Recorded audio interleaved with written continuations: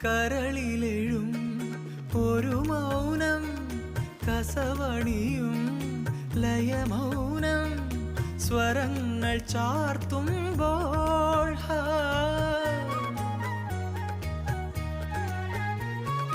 കരളിലെഴും ഒരു മൗനം കസവണിയും